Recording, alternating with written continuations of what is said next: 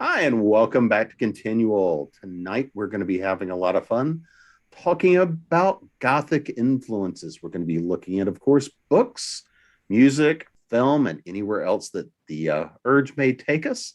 I am your host, Jim Nettles, and before we get started, I'm going to go around the room and ask my panelists to introduce themselves. So, Lucy, I'm going to ask you to go first. Okay, I'm Lucy Blue. I am the senior editor for Falstaff Crushed with Falstaff Books out of Charlotte, North Carolina, and I am also an author of both romance and horror books, all of which have kind of a gothic leaning to them. Elisa? I'm Elisa Hansen. I'm the host of a YouTube web series called Vampire Reviews that I host as my alter ego, the Maven of the Eventide, where I discuss how vampires serve as metaphors for social issues in media and pop culture. I'm also the author of The Company of Death, which is published by Falstaff Books, which is the first in the trilogy. It is a monster mash, zombie slash vampire slash Grim Reaper slash sci-fi futuristic dystopia novel. Lee?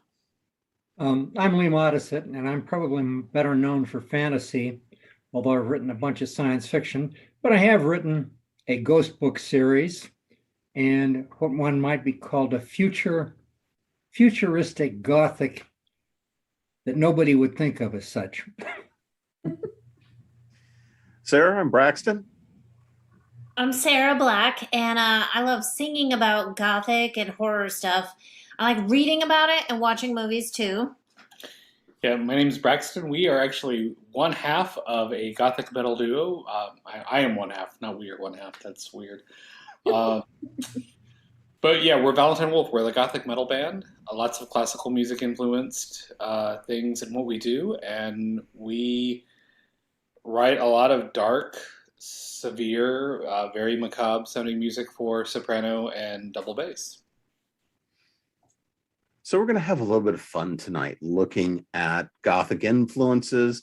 And so before we kind of go around, let's talk a little bit about what do you guys like?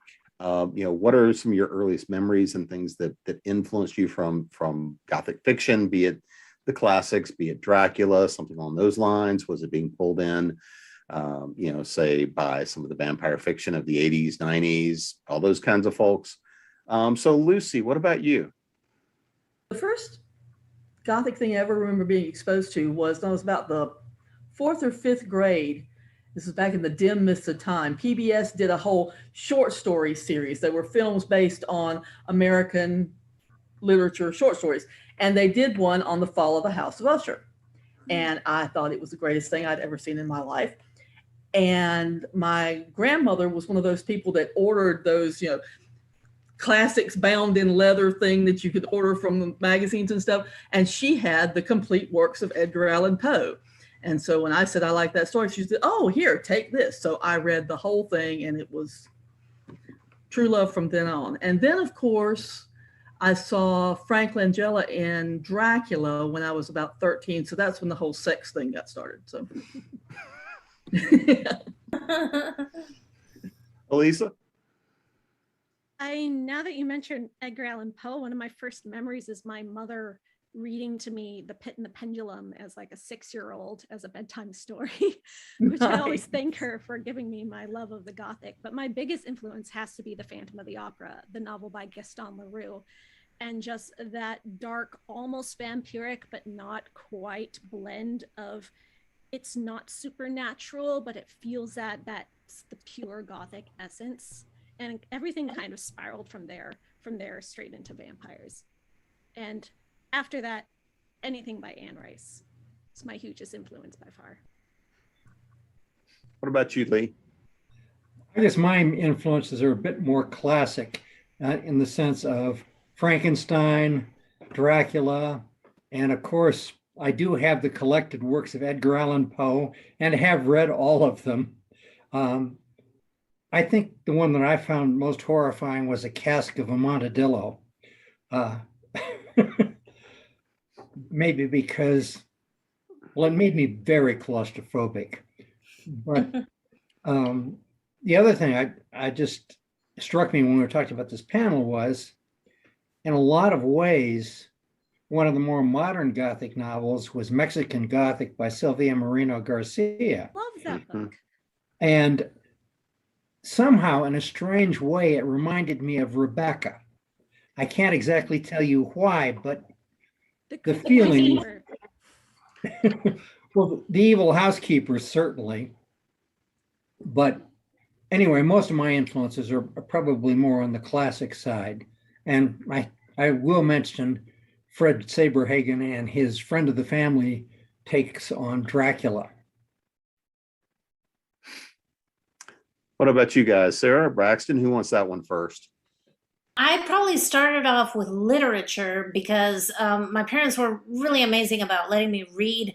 So I started off with literature, but they were, pretty strict about which movies they would let me watch. So I didn't see a lot of the classic movies until after I was, over 18. So for me, it was literature first, then fashion, then the movies. But I also loved reading Mexican Gothic. I just read that book. It was so good. I agree with you. That should just become an instant cult classic. I hope that Guillermo del Toro decides to produce it as a movie because I would watch that. It's just enough like Lovecraft influence for him. I love this question because I've actually thought about it a lot. Like, how do you get to wanting it to be Halloween every day of the year?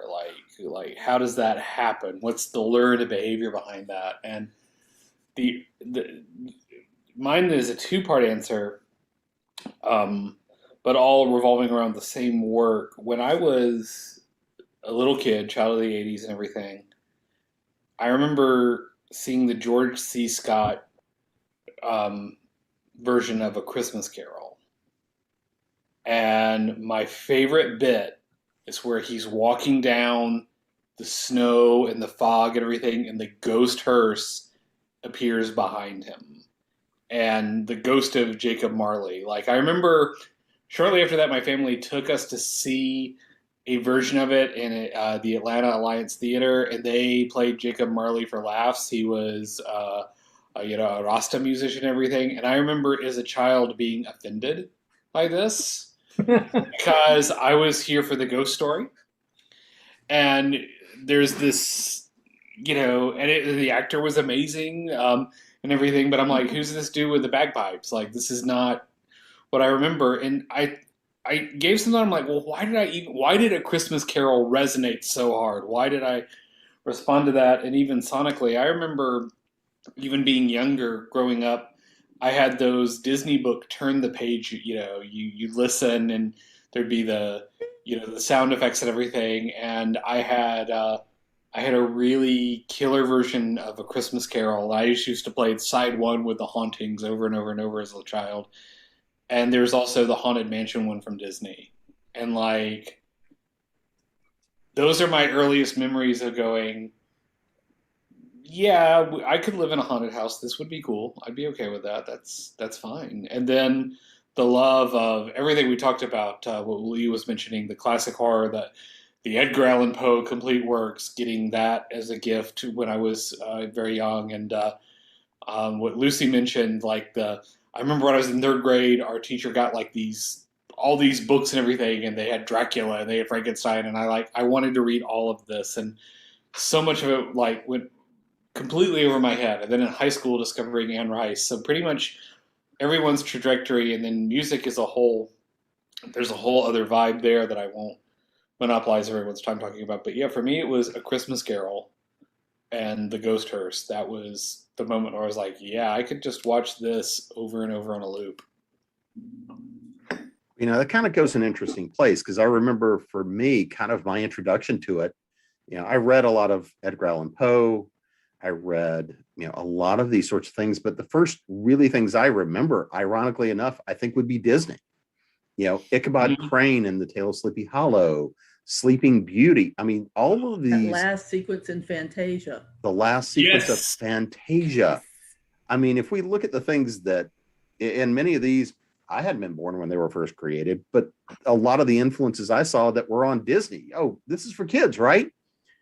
Great Gothic influence. Great, and it was about horror. It was about the influence, but there was a beauty to it. There was a romance to it. There was that relationship between beauty and life and death and valuing it, and that really makes a lot of the Gothic aesthetic. It's not just about the horror and the scare. There's a definite romance to it. And that's one of the things that I've always found really fascinating to watch, is that influence, the mix of them. So for you guys, what are the influences that really define Gothic for you, and especially in the work that you're doing? So Elisa, let's start with you. I'm going back to Phantom of the Opera.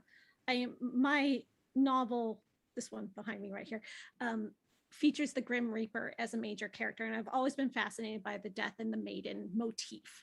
Death and the Maiden in classics, going all the way back to the Hades and Persephone myth in Greek mythology, and everything that's been an iteration of that since. But Phantom of the Opera was my gateway to it, because Phantom of the Opera does draw so much from that Greek mythology. And then taking that, and you have this Phantom character, he's just a human, he's just a normal guy, but putting that archetype back into literal death, into the literal supernatural, was what influenced me in my novel to see that kind of character's journey. What about you, Lee? I know you've got the ghost story and the not quite traditional Gothic. Well, actually, like, shall we say, the Valentine Wolf pseudonym, I've got another side to this. I did not start out to be a science fiction writer. I actually started out as a classically trained poet. I was almost 30 before I even wrote anything in science fiction. And so, one of the things that got to me on that line was Poe's poetry, particularly The Bells and The Raven. As a matter of fact, one of my other science fiction novels, which is called Quantum Shadows, is all centered around a raven in the future. And a raven in the far, far millions of years future. So in a lot of ways, my introduction was almost as much poetic as literature. So with that idea of the raven going out in the future, because the raven was really one of the first Poe things I think I was introduced to, even before I was in school, but it was one of those things. I think it might have even been the, I hate getting old and senile, Vincent Price recording of him doing the Raven. I think is one of the first times I really remember hearing that. And because I was a big Vincent Price fan as a little kid, probably a little too much, but that might explain a few things now too. So did that kind of feed into influencing some of your other work? That love of the Raven? I think it's influenced a great deal of my work. As a matter of fact, years ago, it influenced my work so much that my son gave me a black gold pin with the image of a raven on it. Nice. My husband gave me the bust of Pallas for an anniversary gift once. And as a matter of fact, I have an iron black raven upstairs in the window looking out over the backyard. It's lifelike enough that a raven actually came and perched on the railing and took a look at it. We're going to need to be careful because otherwise, the raven's going to come a knocking. Wait till he starts talking to you. Sarah, but go ahead. Sorry. I was just going to say one other thing is, I guess I'm so enamored of it that I even gave an iron raven to my editor. Nice. It's funny, that poem is so iconic. It's actually been parodied so many times. I have a niece who is 15, and all she had ever heard from it was, people doing other things to that meter and that kind of thing. And so I said, okay. And she's goth kid. And I said, have you actually read the poem? She's like, no. I said, okay. So I read her the poem, like a serious reading of it. And she's like, well, dang, that's really, really scary. I'm like, yeah, it really, really is. So, It's so much a part of the zeitgeist, I guess.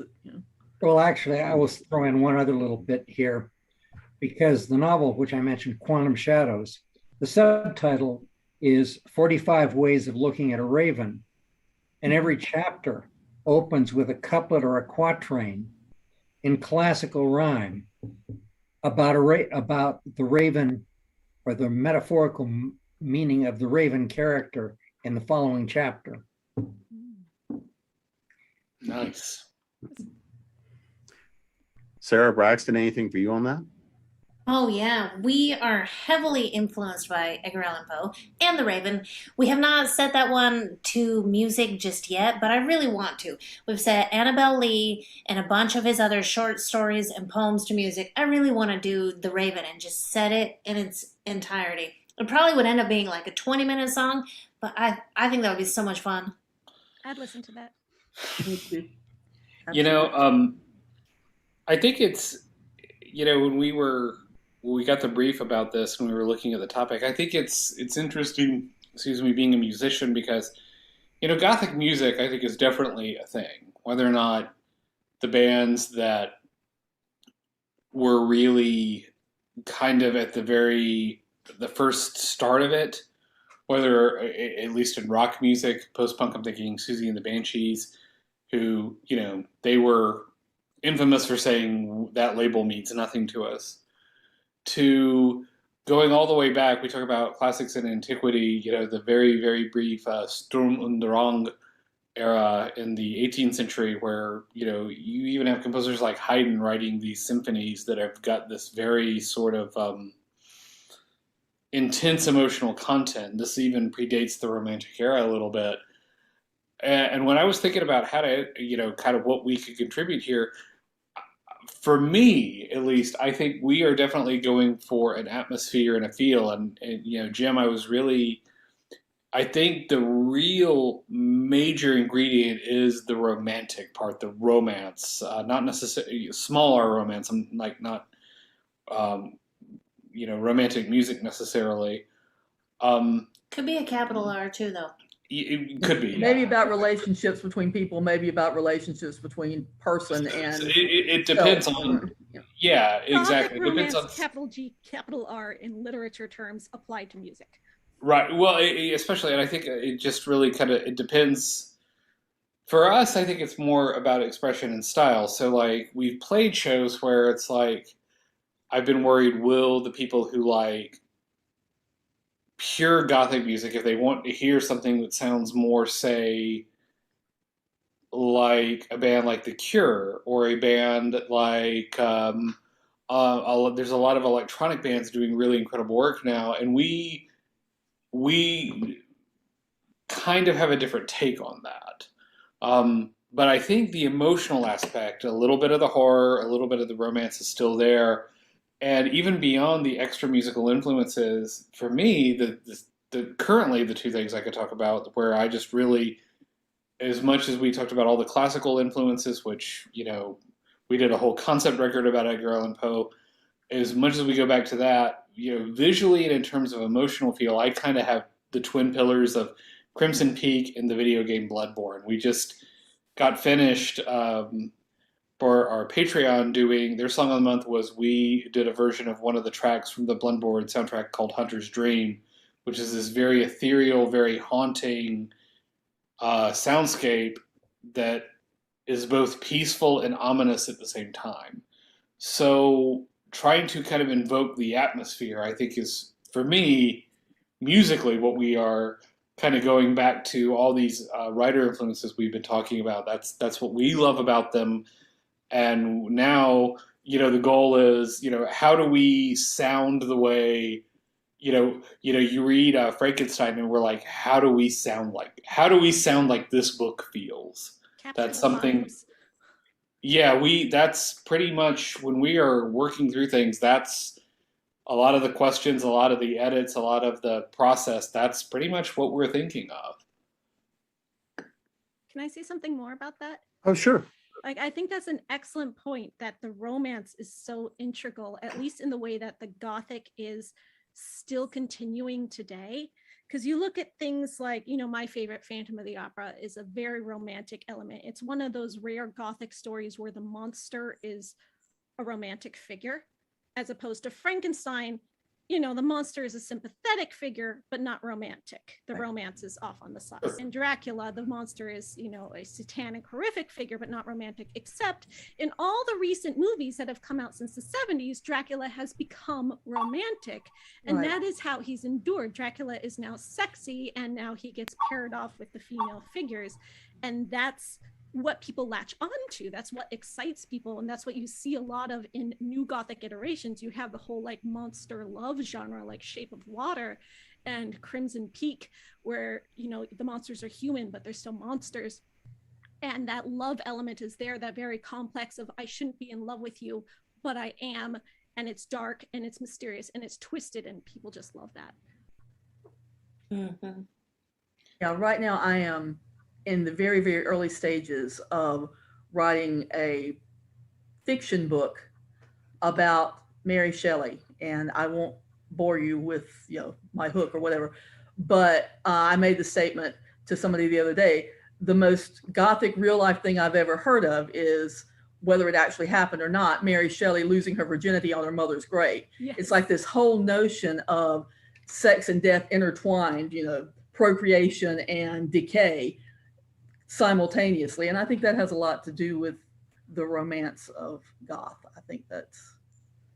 Well, do you think that element, really the idea of the romance and the idea of relationship and the idea of connection, the idea of life, even in the ideas of horror and death and so many of the elements we see, really is what creates the attraction to Gothic horror, to this idea, is because it really reflects a lot of life. Well, I think there's another aspect that goes with that, and that is, in most Gothics, there's an imbalance of power between the individuals involved. Dracula is far more powerful than, should we say, the antagonist or Jonathan Harker or what have you.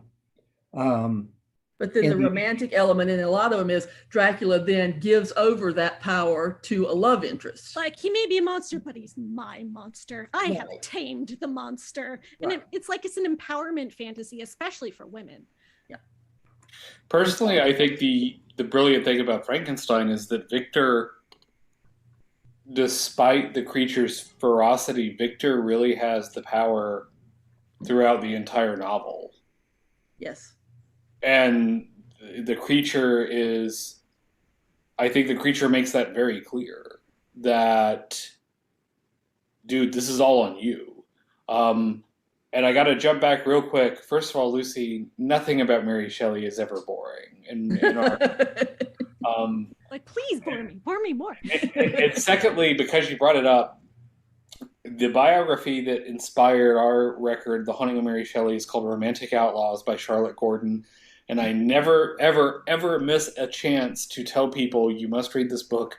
And according to Dr. Gordon, the cemetery story is 100% true. That's actually what happened. So Sarah's going to go pull it off. Like, this book's incredible. It's a joint biography with Mary Shelley and her mother, Mary Wollstonecraft, who was just a absolute force of nature. So... well, they both fought against tyranny. So when you mention an imbalance of power, both Mary Shelley and her mother both fought against that their whole lives. And they were always fighting against tyranny. And tyranny comes in all different forms. So maybe that's why I like a lot of these older Gothic novels, is because that was a theme that was running back in that day. But it's also a theme that's very, very common in a lot of modern novels as well. And that's back to Lee's point, which was just brilliant. That there's this power exchange, and whether that was really cool, man. Pointing that out, because now it's like one of those patterns that I'm kind of thinking back things. I'm like, I can't unsee that now. So, well, I'll give you another one. Definitely done. Most of them are about clashing times. Yes. Mm-hmm. So much of the Gothic is just inherently political. It's about like social strife. It's about feminism. It's about the underclasses being oppressed by the overclasses and stuff. And you just can't get away from that. And that's sort of something that hasn't changed even in 150 years, that we're still struggling with very prescient themes nowadays that people are clinging to. Well, it's such a rich metaphor, just a metaphorical universe that you can, latch onto and mutate to make your own point. So, Yeah. Like, for example, a lot of people said when Interview with the Vampire became really popular, because actually Interview with the Vampire predates the AIDS epidemic by almost a decade, right? It was written in 1973 and it came out in 1976. Yeah, so, but a lot of people wanted to say that the relationship between Lestat and Louis and all that kind of stuff was a metaphor for AIDS. Well, obviously it wasn't written as that because there was no such thing or at that time, but that doesn't mean it doesn't work. So. I think that the interesting thing I think about that point, especially for us as musicians, we're sort of,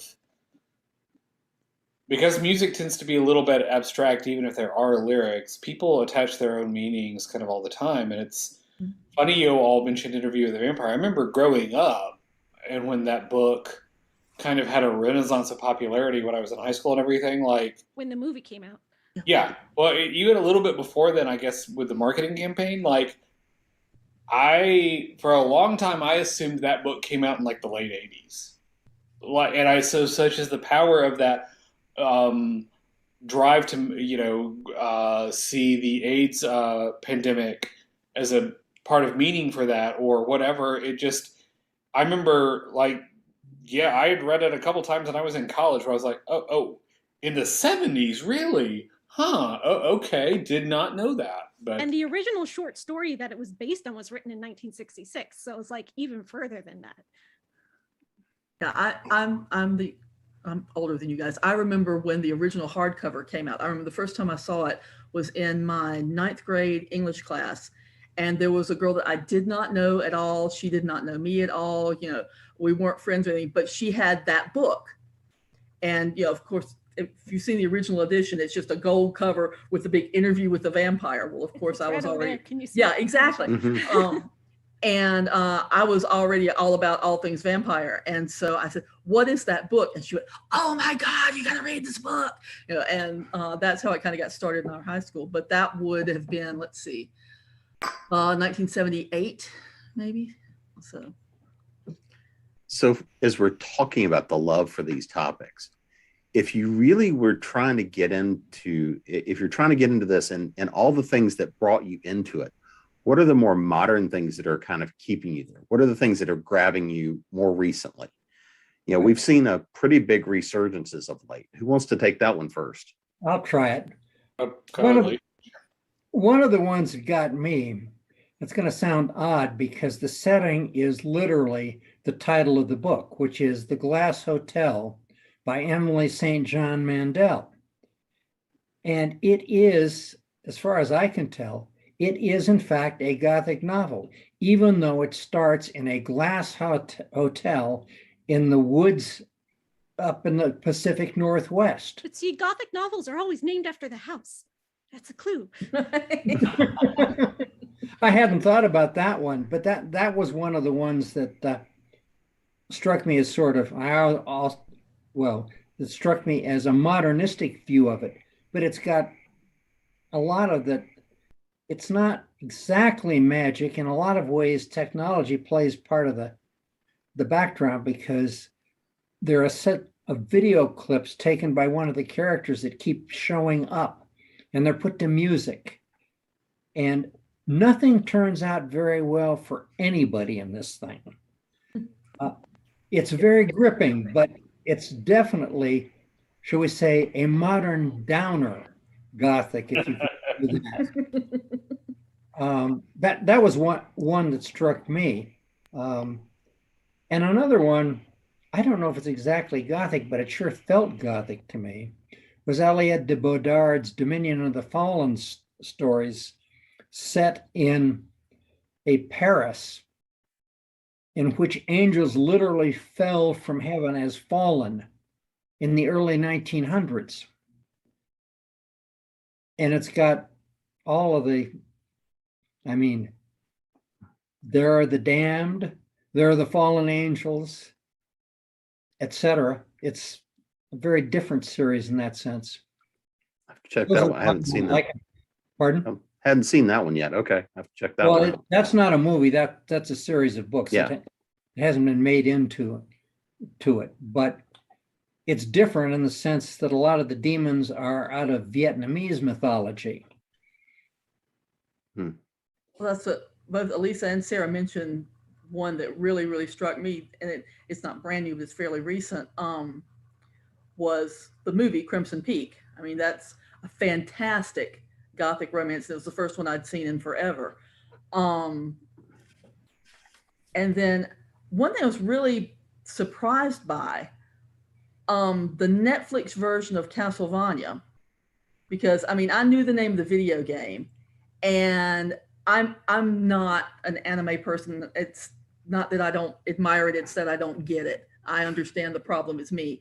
So I was. This is really American animation that just looks like anime, so it's a little more accessible. Yeah. Exactly. And which is what my husband, who wanted to watch it, says, you know, it's not really anime. You know, it's got a very Western story arc. You'll like it. Shut up, watch. And he was right. And I was really struck by how much of the set dressing of Gothic literature it had, and then at heart, how. I mean, the first thing that happens in it is Dracula, because his heart is broken, you know, breaks his promise to be good and slaughters a whole village. Well, that's pretty freaking goth. I just love a villain in love. Yeah, exactly. What about you, Elisa? Books wise, recently I've read, we mentioned Mexican Gothic already, an excellent choice. It's like the Yellow Wallpaper meets Rebecca meets Lovecraft. Also, The Dark Descent of Elizabeth Frankenstein by Kirsten White, which is Frankenstein retold from Elizabeth's point of view with like a feminist twist, which was excellent because that feminism is so inherent in Gothic literature, especially things that were originally written by women like Mary Shelley. I recently read The Ninth House by Leah Bardugo, which is an occult secret society conspiracy story set in a university setting. So it's a very modern Gothic, but is dealing with all these like ancient evils. So it really blends those things. And there's a lot of like transporting between worlds and stuff, and ghosts, tons of ghosts. And what else? I had one more. Oh, it slipped my mind. I'm sorry. Sarah, what about you? Oh. Okay. So recently the BBC has put out, and when I say recently, I think I mean 2019. In 2019, they did a new version of A Christmas Carol by Charles Dickens, and that was just like over the top, spooky, dark, Gothic. So it was like almost 2 years ago now, but I would say the newest version of A Christmas Carol by the BBC, and then also they remade Dracula, I think also in 2019, right? Something like that. We'll have to look up the exact years, but it was last year. Oh, okay, 2020 then. BBC recently redid A Christmas Carol and Dracula. So their most recent versions, I think, are just like the darkest, spookiest versions yet. I love it. And I love all the music in both of those. I love the costuming. I just love everything they did about that. A lot of times people say they hate remakes because they don't want to just rehash the same stories over and over. And I can see that. Sometimes you want new stories.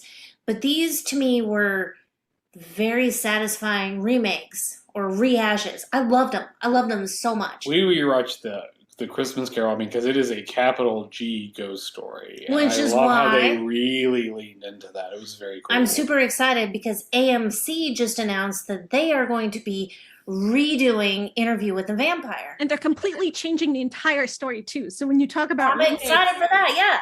it's going to be Yeah. a totally different story. So it's not like just seeing the movie over again. They've got like a new time period, a new character backgrounds. Like it's a totally different story.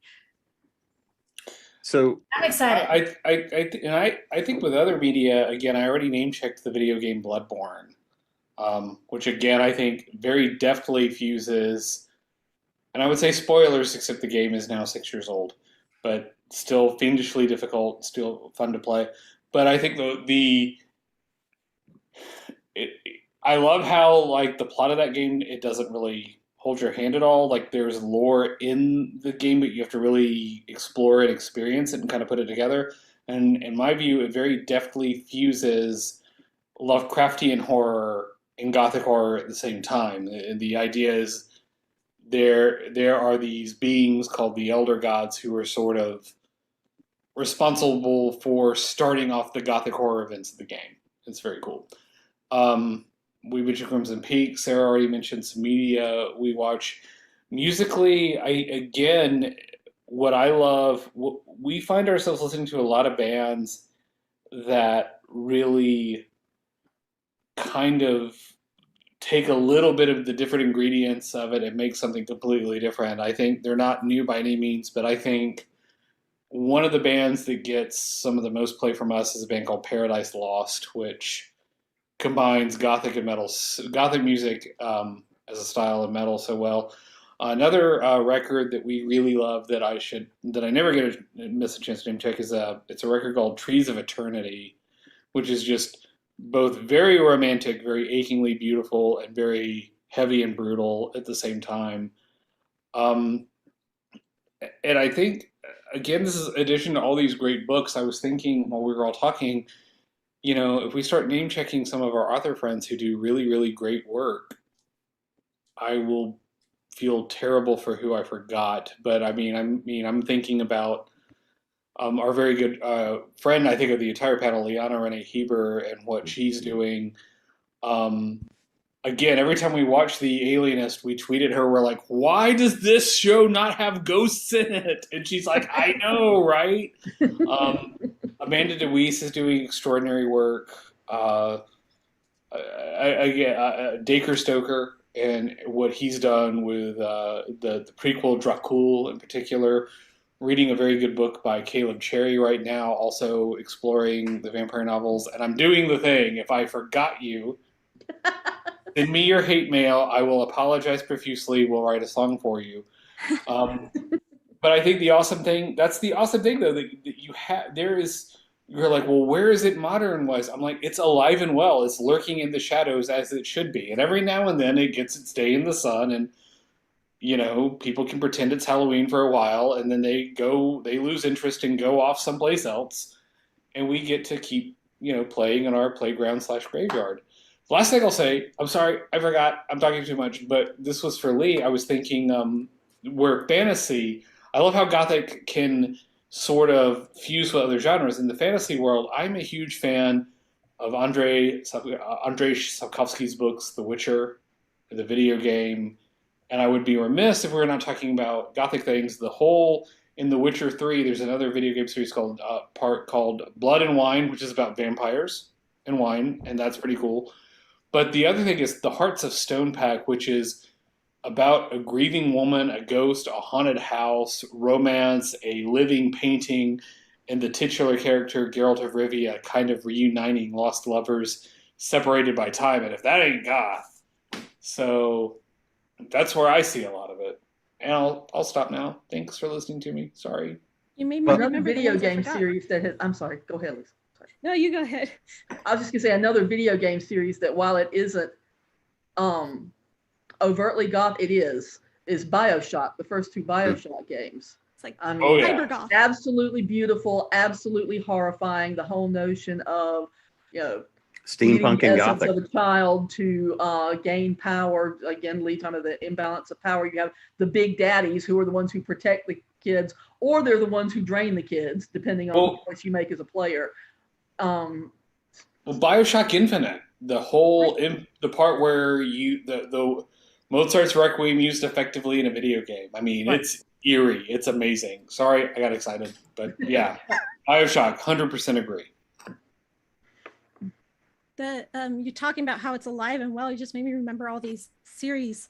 You got the beautiful series by Renee Adia, which is steampunk gaslamp, not steampunk, but gaslamp Victorian vampires and other fey creatures in New Orleans in the 1800s. You've got the Athena Club series by Theodora Goss, A Strange Case of the Alchemist's Daughter. And that's like if Dr. Jekyll's daughter and Dr. Moreau's daughter and Frankenstein's female creation and all these other female monsters came together and had to like solve a murder.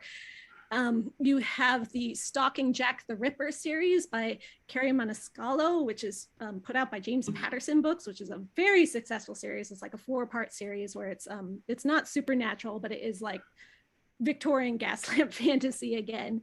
And then you have like the Fae fantasy twist with the Winter Song series by S.J. Jones, which is like into the underworld, basically that Hades and Persephone myth redone, but with dark fairies. I'd like to throw in one. Oh. Barbara Hambly's James Asher novels, which are a British take set basically right around the turn of the century in England with vampires and all that sort of stuff and detectives, but it's very Gothic feeling. Another one I want to name check is Sing Unburied Sing by Jessamine Ward. It won the National Book Award a couple of years back. And it's the best ghost story I've read in like forever. If you haven't read it, I would very much recommend it. It's scary and it's sad and it's gorgeous. And well, but it's Southern Goth. It's not European Goth. Well, Southern Gothic gets into its own world. Right. Kelly Johnson's Creek Walking for the win. Mm-hmm. There you go. Okay, I gotta do a plug for one of my series. Do it. Go for it. They're called the Ghost Book. It's of tangible ghosts, the Ghost of the Revelator, and the Ghost of the White Knights. It's an alternate world science fiction where ghosts are physically real. You can measure them with physics. And it's a combination of political and thriller with a bit of horror tossed in. And the background is Dutch, because basically in this world, because of ghosts, the Plymouth colony failed and the Dutch colonized what is now New England, and the United States doesn't exist. It's the United States of Columbia, and it's mostly Dutch influenced. Wow. And the ghosts have a big say in politics and war and everything else. Wow. Be a fun read. Yeah, that sounds great. So let me throw something out here that's fun, because I mean we're recording this as part of the Halloween season. If you're here, you're probably a big fan of this time of year. But one of the other things we've talked about a lot is Christmas horror. That end of the time of the year, because I'm a big fan of Christmas horror. I've got a Krampus book that I wrote that is a lot of fun. I can't write anything that's not snarky, but it's a fun Christmas horror. Is there a time of year or a season that you cannot work in something that's gothically themed? Like, can you make the spring work and the life coming back? Oh yeah, I think you could. Persephone was the goddess of spring, but also the goddess of death. You know, get you a woman who could do both. Well, and Handel's Messiah has stuff for Christmas and Easter. And then we're going to go full bore into classical music. I mean, Igor Stravinsky wrote this piece called The Rite of Spring. I think it's going to catch on. I know that from Fantasia. We're going to dig it. I think. Not a chance. It's got a But he chance. also did Dinosaurs, right? Nutcracker, right? No, that was Tchaikovsky's. Oh. Well, but Interestingly, for Elisa, Stravinsky also wrote a really cool ballet called Persephone. It's not quite as popular as Rite of Spring, but it's a really cool piece. And I named my daughter Persephone. That's how much I like her. My daughter's name is Persephone Lenore. Her middle name is Lenore. That's cool. When we did Haunting of Mary Shelley, we were trying to work, or I was trying to work. We wanted to acknowledge. We saw a lot of connect. The baby's name is very cute. Should we? that is the best. That is the best baby name ever. It is acknowledged. We were trying to connect. We just sort of kind of intuitively thought, hey, Persephone and Frankenstein are kind of linked. We found out Mary Shelley rewrote a version of it. She wrote a little one-act play later on in life, and we were trying to figure out how to like make a big epic song out of it, connecting the two. And it was just sketches. It never really worked the way we wanted musically. But that myth is like, there's like a whole, even some of our recent work, there's like allusions to it and things like that, because it's just such a insanely powerful myth. And I wasn't just hearing where my wife, that is an awesome name. Persephone Lenore, you're the coolest kid ever, I guess. Both of her kids are really,